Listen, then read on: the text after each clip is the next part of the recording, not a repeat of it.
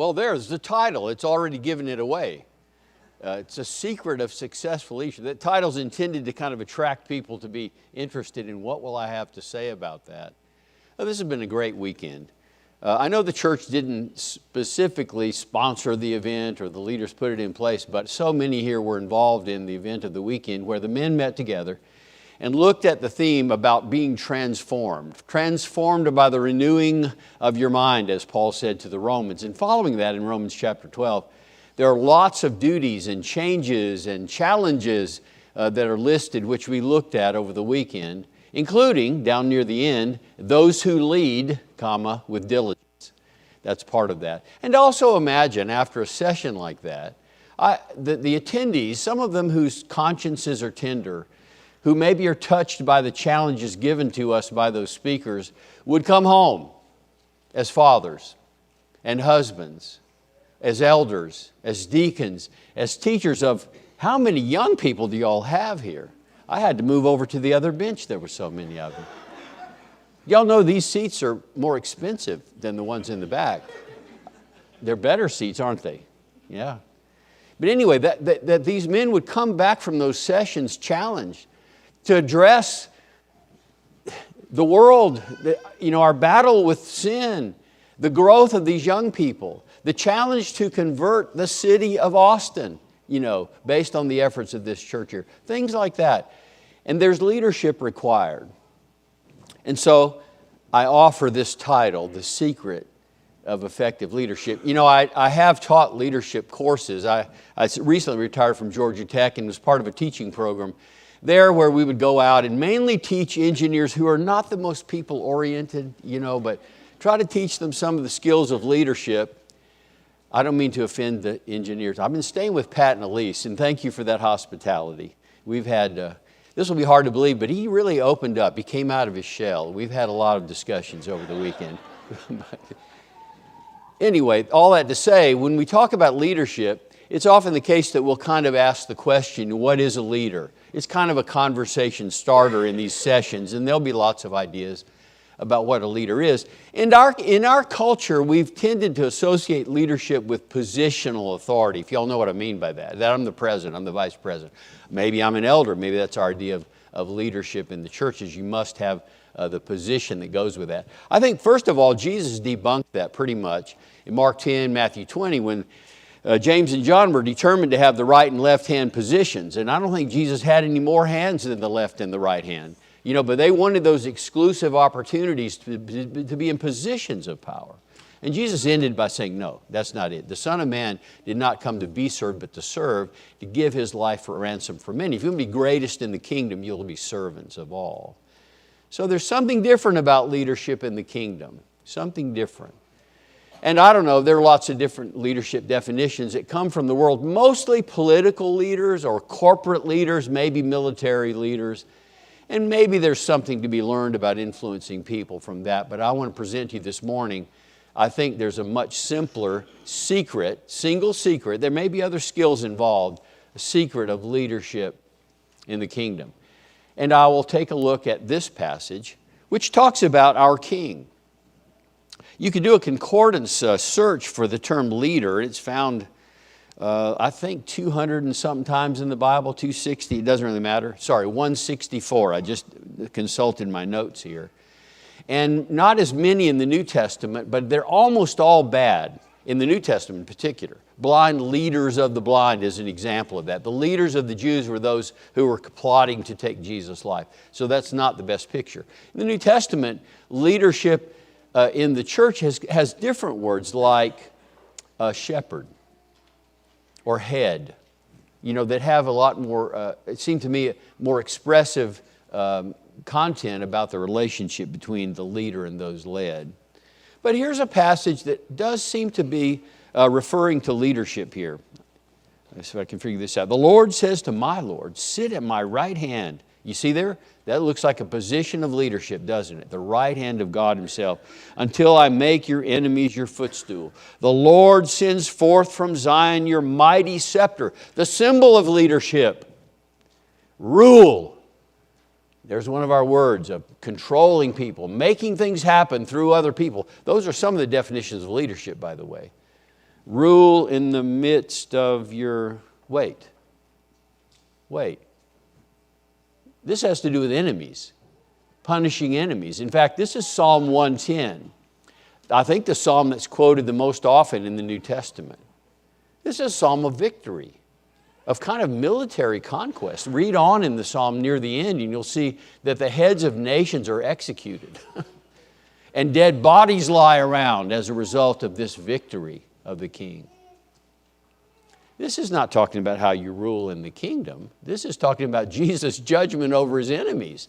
In that time when every knee shall bow, right, and every tongue confess. You know what I'm talking about.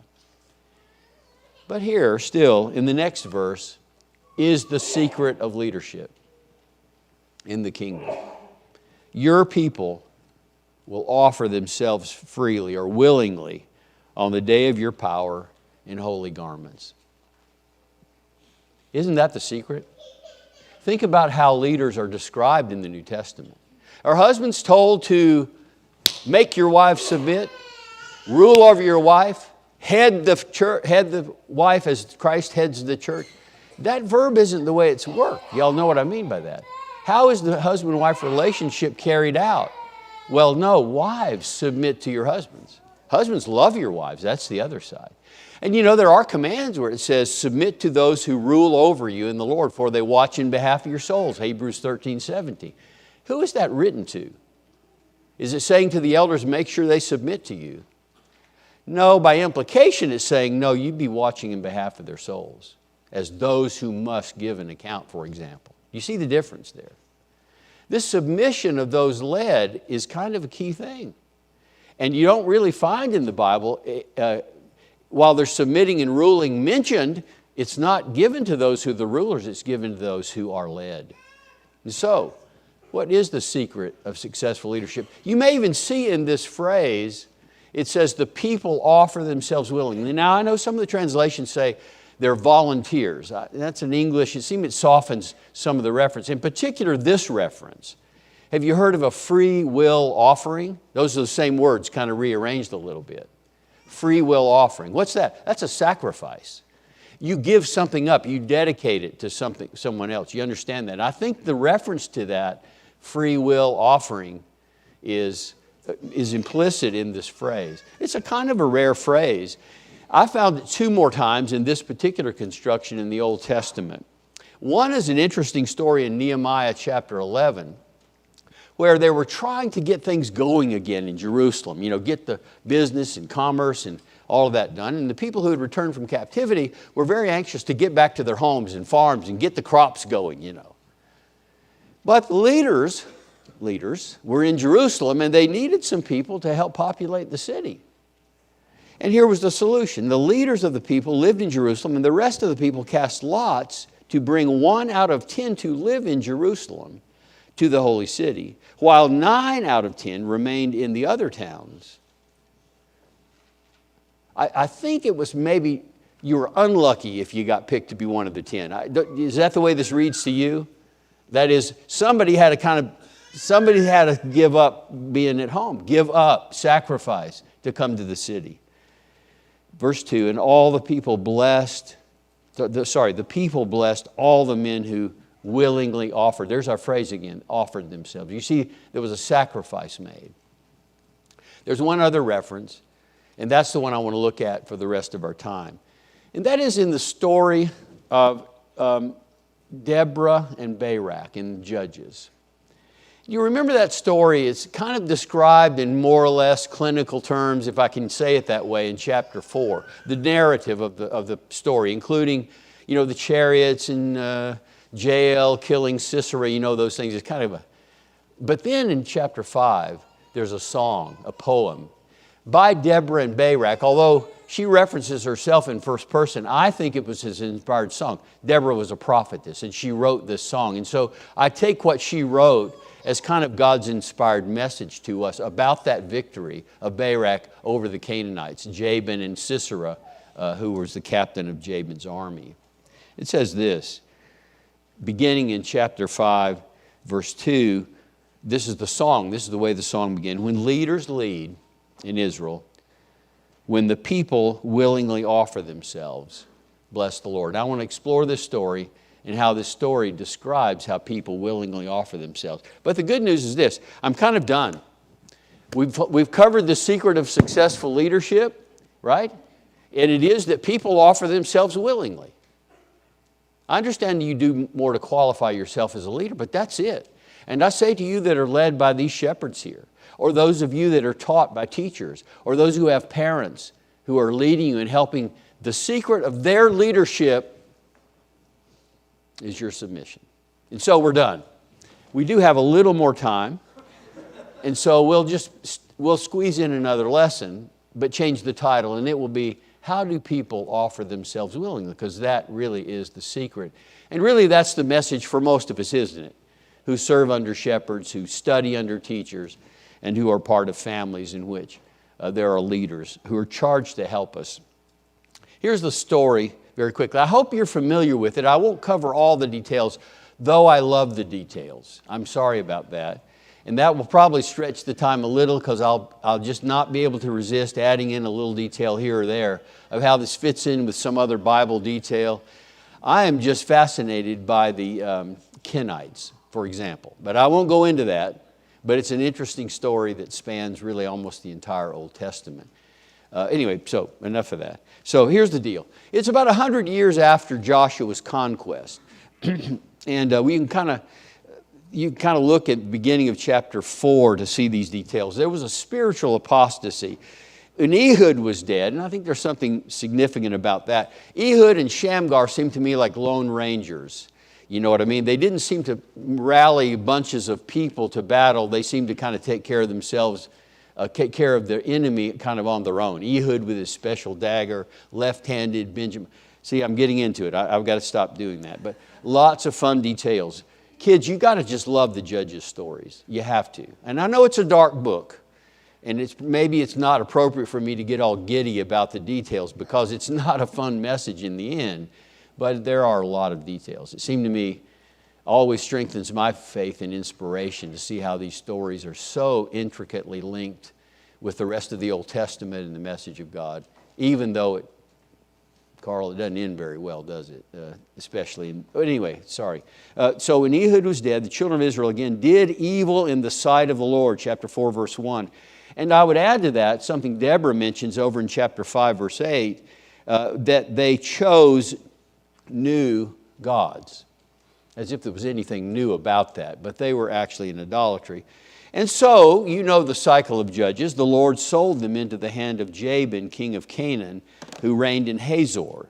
And the commander of the army was Sisera, who dwelt in Harosheth Hagoyim, or Harosheth of the peoples, of the Gentiles. And so what you see is a military situation in which they are dominated. And I have to think it must have been especially frustrating and shameful. Who is it? Is it some foreign, the Moabites or the Syrians? No, it's the Canaanites. These are the people that were the original inhabitants that we should have driven out before. But that's who's dominant. And worse than that, Joshua 11, I think verse 11 actually, says that Joshua conquered Hazor, or Hatzor if you want to be technical about it, and burned it. And here we are 100 years later, and it's back in operation. And not only that, it's ruling the whole area, especially through the plain of Megiddo with these chariots that Sisera manages. In contrast to that, chapter 4, 5 again in verse 8, Deborah's song, y'all understand we have to go back and forth because the story is kind of repeated in additional information. It says, there was war in the gates, not a shield or spear was seen among 40,000 in Israel. They didn't have any weapons. Much less did they have chariots of iron. 900 chariots of iron. And it's interesting how dominant that reference is through the story. You'll see it'll just mention Sisera and and the 900 chariots. Keeps being repeated as if we don't want to forget the challenge implied by that military disadvantage. You remember in the account of Saul and Jonathan going against the Philistines, the writer of that book says that the Israelites didn't even have blacksmiths even for their farm implements, much less their weapons. They had to go down to Philistine to get their plows sharpened, I guess. And Saul and Jonathan were the only one that had swords, had weapons in the beginning of that battle. Remember that. That's not too far from this period of time. Israelites were often far behind in technology. I don't know if that was part of the deal. Again, I'm sorry, I'm getting distracted. Y'all are going to be waiting for lunch. But do you know how many weird weapons there were in Judges? You ever thought about that? Jawbones of donkeys and ox goads. And one crazy man went out with 300 folks carrying pitchers and torches and trumpets of all things. Can you imagine that? What's the point of that? God doesn't need all those weapons. You know that. But here, going into this situation, we're looking at 900 chariots of iron versus a people that just had not a sword or spear to be seen among them. A great military disadvantage. Big surprise, verse 3, the children of Israel cried out to the Lord. That's the rest of the cycle, isn't it, always? When they're struggling, they cry out to the Lord. It also mentions, too, that there was really very little, what you would say, civil order there. And I think I was going to show a map first. Maybe let's just do that. First of all, where is Hazor? Well, it's up in the north there, in the tribe of, and we say in the south, Naphtali. I don't know if you call it Naphtali or some other name, but that's the way we say it. It's up there in the north. That's where Hazor is. And we know the exact site. You can visit it today. The battle, or maybe the origin of the chariots, it was Harosheth HaGoyim, which is down probably, we don't know for sure, but along the coast. Is there some way I can make this a pointer, a laser? Yeah, this is the Carmel Range here, and there's the Kishon River. That's important in the story. And so somewhere in here there was a bat cave of sorts, I think, up in that range where those chariots could come out when they were needed for battle. And then Naphtali I mention only because that is the tribe of Barak. That's another southern pronunciation. Barak, maybe, I don't know, but Barak. Anyway, that's the way we say it. But he was of the tribe of Naphtali, which is significant because where was this enemy headquartered? Where was this king reigning from? In the tribe of Naphtali. Meanwhile, Deborah was prophesying way down in the southernmost part of the hill country of Ephraim. I'll try to refrain from this. Why is it called the hill country? Because that's the only part of their land they could hold. Why? Because of chariots. That they couldn't hold the level parts. And so Ephraim very often is described as what? The hill country of Ephraim. And I sometimes wonder if the author is poking them in the eye to say, yeah, only the hill country is the only place they could be. But that's where Deborah was. In some ways you might say not exactly her business, but as God's spokesperson, she had to address that and call Barak to his duty. Civilly, commercial or civil life was really at a standstill. In the days of Shamgar, son of Anath, and the days of Jael, the highways were deserted, the travelers walked among the byways, village life ceased. It ceased in Israel until I, Deborah, arose, a mother in Israel. So it does appear that there was a lack of order. You couldn't even travel from one city to the next. There was likely to be violence if you tried to do that, and no leadership as well. No unity nationally to bring the nation together. So let's talk about the battle, the events of the battle. First of all, Deborah calls Barak to his duty. She sent, chapter 4, verse 6, she sent and called for Barak, the son of Abinoam, from Kedesh, and that's actually up north of Hazor, in Naphtali, and said to him, has not the Lord God of Israel commanded, go and deploy troops at Mount Tabor? Take with you 10,000 men of the sons of Naphtali and Zebulun next door, right? And against you I will deploy Sisera, the commander of Jabin's army, with his chariots and the multitude. So he does call them.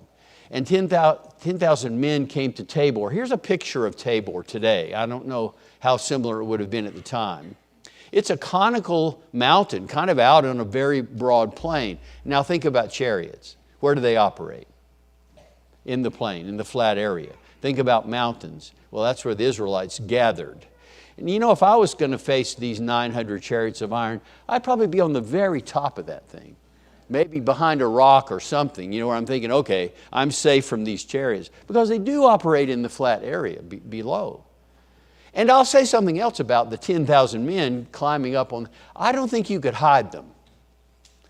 I don't think they all came within an hour or two. It probably took several days to gather them all together, and I could just imagine those in the area, and the word finally gets down there to Sisera. Hey, there's a bunch of folks coming here and climbing up on Tabor. It looks like thousands of people, the word is, right? So you can see that they are attracting attention. There's nothing secret about this battle plan, right? It's not clear quite what it is yet, but I mean, the fact that they're gathering together is not unknown. And so Sisera was drawn to Mount Tabor. I love that in chapter 4, verse 13, it says, who did that? Yahweh did it. Okay, yes, some natural things happened that he found out, but this is God's plan to draw Sisera with his chariots to Tabor.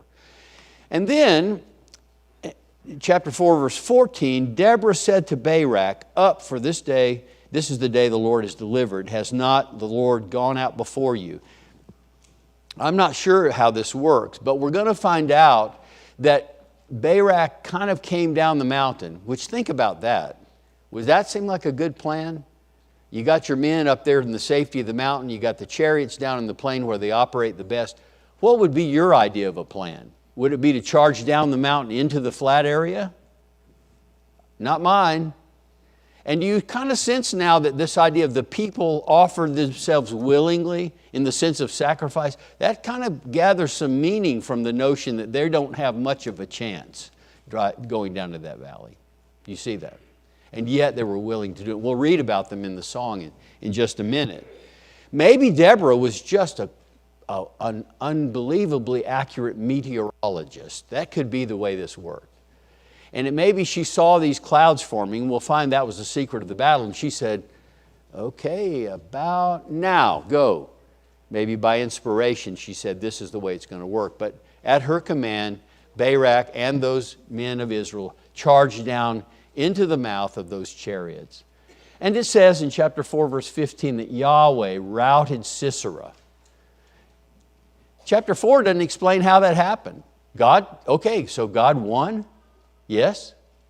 He allowed them to win, and there's more to the story. Of course, the army scatters. Some of them try to get back to the bat cave. Sisera takes off, headed up toward Hazor, probably pursued by Barak and all that. But still, how did this happen? How could those armies be so easily defeated? Well, we have to look over into the actual song itself. Verse 4 of chapter 5, Lord, when you went out from Seir, that's a land down south of Moab over to the east, you marched from the field of Edom, again to the southeast. The earth trembled and the heavens poured. The clouds also poured water. The mountains gushed before the Lord. This Sinai before the Lord God of Israel. You see in poetic form, what is she describing in this song? It's a giant rainstorm.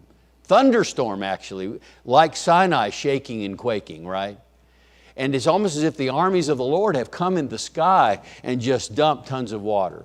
Skip on down to verse 19. The kings came and fought. The kings of Canaan fought in Ta'anach by the waters of Megiddo. They took no spoils of silver. They fought from the heavens. The stars from their courses fought against Sisera. The torrent of Kishon. I've actually seen the Kishon River. I think it's probably starved of water more now than it was then. It's not a torrent of a river. Yeah, I mean, but here it was.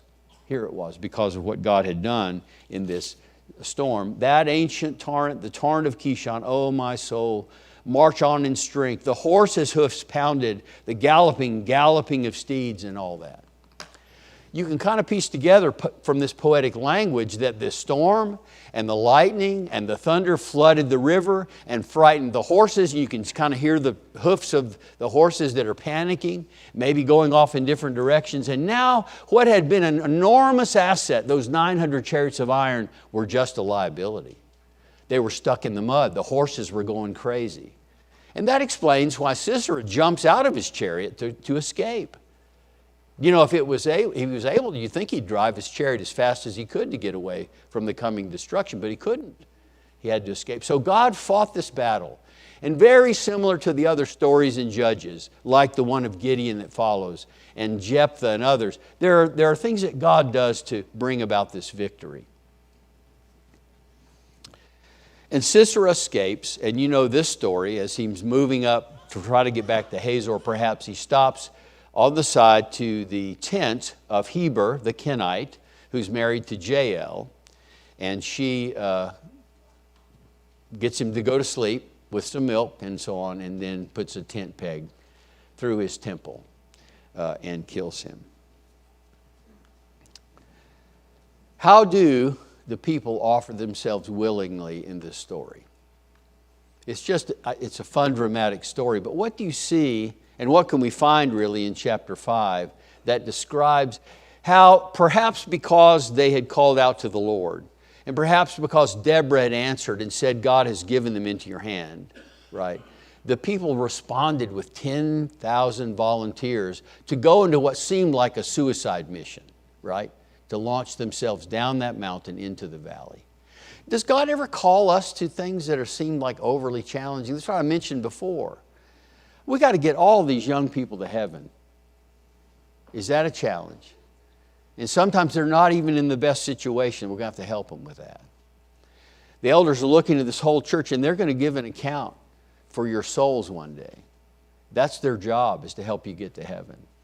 There's a need for the gospel throughout this neighborhood. It seems overwhelming, doesn't it? Similar, it seems to me, to having to defeat the Canaanites with their well-armed army and an unarmed army coming down out of the safety of the mountain. Well, what did the people do? The first few points are negative, but it is the positive point that they showed up.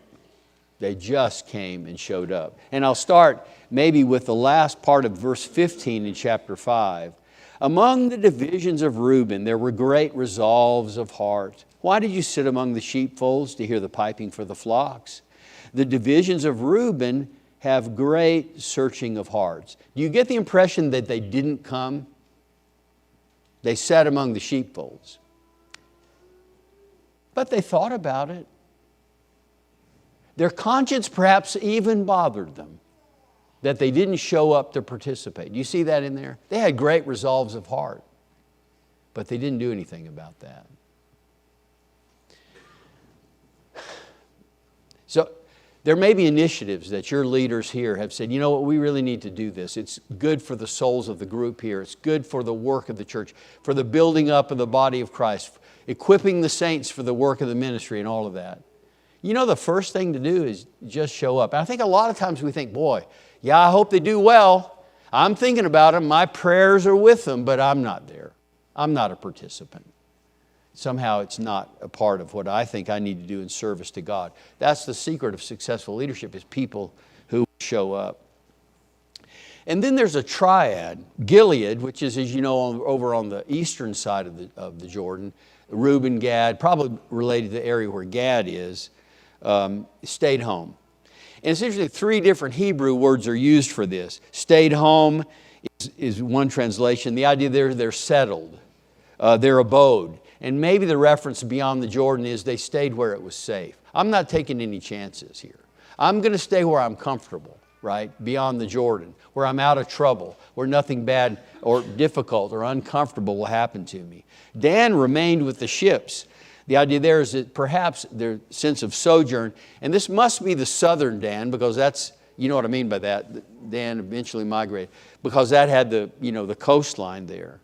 But they remained there waiting at their ships, and I'm thinking, we are often pretty busy, aren't we? With our businesses, our ships, and and when I get done taking care of those, just wait a while, I'll get rid of my business, or that I have to finish, before I can help and participate, or maybe I can get to retirement or something like that, and we tarry. We wait because we're comfortable with some other occupation that is not in keeping with God's calling. And so Dan remained with the ships. And Asher continued, I think the implication there is, continued busy, perhaps, at the seashore and the inlets. Again, a different Hebrew word that suggests they just sat and remained there and didn't do anything. So by implication, those who did not show up. And I'll mention Meroz, which is over in the latter part of chapter 5. Curse Meroz, said the angel of the Lord. Curse its inhabitants bitterly, because they did not come to help the Lord against the mighty. Now I'm going to interpolate a little, maybe stretch the what we know for sure about the text. Meroz, we don't know where it is. And maybe that's the curse that they got. No one knows where they are to this very day. I don't know. You know, that happened to some of the nations as punishment. But the likely in circumstances that Meroz had a covenant with Jabin, right? And the Canaanites. And so that covenant made it so that they couldn't come. Why the strong cursing? It seems like it's something like that. And you know, sometimes we have a covenant with sin. We have a relationship with something we shouldn't be doing, and it keeps us from doing what we ought to do on the good side, from coming out and doing that. And I think that's a likely explanation for Meroz, and that is they had made an unholy alliance with some of God's enemies. And as a result, they were not able to come and fight against them because of that agreement they had made in their life.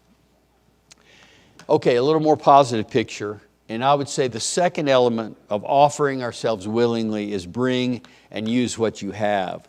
Look at verse 14 of chapter 5. From Ephraim, there were those whose roots were in Amalek. I think what that means is, you know, the Amaleks they're pretty much bad guys the whole time, right? They attacked the Israelites as they were coming up to Mount Sinai from behind, getting the women and children first. Pretty dastardly thing. And Moses even wrote a kind of a curse against them to be preserved that said the Amalekites are going to be utterly destroyed. And it appears that Ephraim, who actually liked to fight, it seems like even against some of the other tribes in Israel throughout the book, Ephraim seemed to have had a role in the battles against the Amalekites. And so they brought experience, the experience of conflict that they had had before. And that's great. Bring that great, relevant experience. And the Benjamites. And after you, Benjamin, with your people, right? You know the story of the Benjamites. We've talked about some of that later. When David was gathering his men to them, the Benjamites came, some of those mighty men of valor, you might say. They could sling a sling with each hand, you know, both hands, and not miss. And so they were the special forces, right? They were the Army Rangers, the Navy SEALs. And you can see their military effectiveness later in the book when they're almost able to withstand for 2 days the entire nation of Israel in their army. You remember that. It's a bad story, but it highlights Benjamites and their military ability. But keep reading. From Machir, probably Manasseh, rulers came down, and from Zebulun, those who bear the recruiter's staff. That is translated so many different ways, but literally what it means is the tool of writing. The tool of writing. The writer's staff. You can maybe find the footnote. And some have interpreted or extrapolated, I think, that to mean that they could be recruiters because they could write. You understand what I mean? Or something like that. Or they could be administrators in some way. And that seems to be the indication. The rulers here are administrators or lawgivers or something. And then you've got these people who come with their writing quills. Their writing quills. And I'm imagining this story, but I'm thinking that up on the mountain the night before in the dark, and the Ephraimites are ready to go. The Benjamites have got their slings and their stones. And then there's the people from Manasseh and Zebulun. Who invited those guys? What are they going to do with those writing instruments? You know what I mean? It's an interesting contrast that these two very militant tribes are contrasted then with two tribes, which is Machir and Zebulun, who don't come with military instruments. Here's my point. I hope you can agree with me on this. Come to help. Offer willingly what you can do. Those guys could take messages. They could keep track of the casualties. They could do lots of things, but they were there with what they knew how to use. Writing instruments and administrative skills. But there's a place for everybody to serve with what they have. So I would say bring what you have and use it. Issachar at Barak's feet, literally at his feet is the idea. They're ready to be sacrificed as they went down. And verse 18, Zebulun and Naphtali, the home country, really, where Hazor was, were risking their lives. So that's my admonition. If some of these men came home from this weekend with a crazy plan to start some home devotion, I hope they did. One of the speakers in particular said, I want us all to decide to do something different today. And we actually had a little exercise where we wrote down things that we really could all do differently. And it may be that these men come back and maybe you look at them and they're not that great of a leader. I'm looking at Barak, by the way. What does he look like, a charismatic leader? Deborah had to find him and say, Guy, God's told you to do this. It's your hometown. Get going. And what is his response? Well, will you go with me? And she said, well, and I don't think that was a good thing to say, because she said, well, yes, I will, but it's going to be, the glory will go to a woman for defeating this guy. You understand what I mean? So I'm looking at Barak and I'm thinking, well, he's not the most spectacular guy. Now later, next story, Gideon, even though he's in the wine press, in cowardice, threshing out the wheat, what does the angel say to Gideon? First thing, Gideon, mighty man of valor. And that's the way Jephthah's introduced at the beginning of the story. And we don't have to talk about Samson, right? But here's Barak. He's not that spectacular looking. It's not said about him he was a mighty man of valor. And I'd even add to that, this is a kind of a knuckleheaded plan. I mean, aside from the point that God told him to do it, but I just mean, is this a good battle plan? Let's just bring a bunch of people exposed on this conical mountain and then charge down into the valley where the chariots are. And back to my point. Maybe the elders come up with a plan for how this church could be better edified and better equipped. They may not be the most charismatic people. By the way, that's not in the list of qualifications, the best I know, to be charismatic and creative and all of those things. No, it's something very different. What's my contribution? Is to show up, bring the talents I have to that plan. If some of these men came home and said, we need to have some family devotions in the evening. We need to have a program of Bible study. I'm really concerned that our middle school and high school kids are not really being protected very well against the philosophies and false teaching and worldliness around them. Here's the plan I want to try to follow. And then there's something comes out. And maybe it sounds like going up on the cone of a mountain and charging down into the plains. Okay, that's all right. I'm going to be there. I'm going to follow. That's the secret of leadership, is to have followers who will jump in and say, okay, I'm going to help you. I'm going to do my best. And to Deborah's credit, what did she do? She accompanied him. I'm going with you. And she gave him advice. Now. This is the time to do it. Encouraged him and helped him, actually, in my opinion, know exactly what to do. After all, whose idea was it to gather all those people from Naphtali up on the mountain? And then Jael. Another example, kind of literally, of using what was at hand. And you know the story there. But I would say this, the Kenites dwelt in tents. They were descendants of Jethro, who Moses wanted to bring along on the journey to the Promised Land because he knew how to camp. You'll have to find that in the references, but he was an expert guy. Well, anyway, his descendants dwelt in tents, and there's more to that story later in Jeremiah, but who set up the tents? Well, the women did. Who would restake the tent if it blew over at night? Well, the women did. So that was their job, to keep that. And so do you know what she was really good at? Driving tent stakes. And that's the way. I mean, we laugh at that, but she used what was at hand. She knew the will of God, and that was something that she could do. And you know what's said of her by Deborah? Blessed above women. It's in there. There's only one other woman in the Bible that's said about. You probably can guess who that is. Who is blessed above women? It's Mary, the mother of Jesus.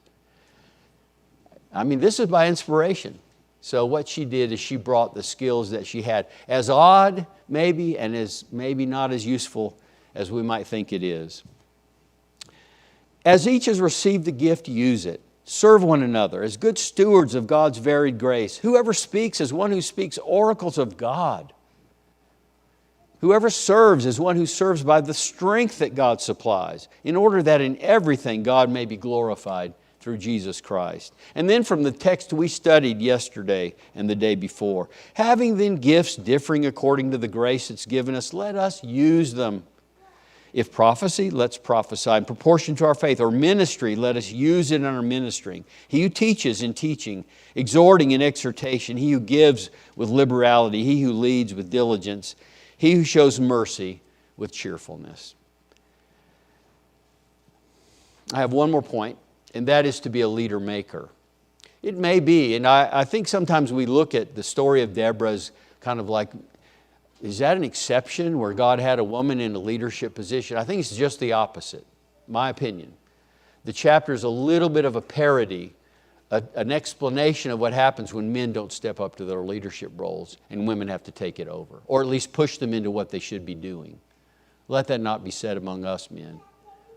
But it is helpful to have somebody push you into a leadership role, right? And that's what Deborah did. What does it say? She was a wife, a prophetess, a judge, but she introduces herself in that poem, first time I was a mother in Israel. And listen, mothers are leader makers. Don't forget that. They are the most powerful of leader makers, right? She told him what to do.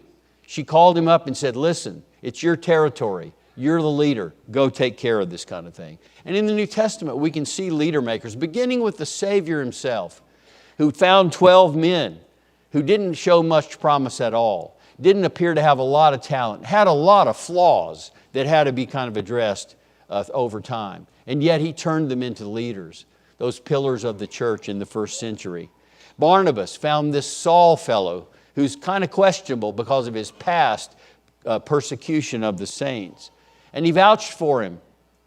He recommended him to the apostles in Jerusalem in chapter 9, shortly after his conversion.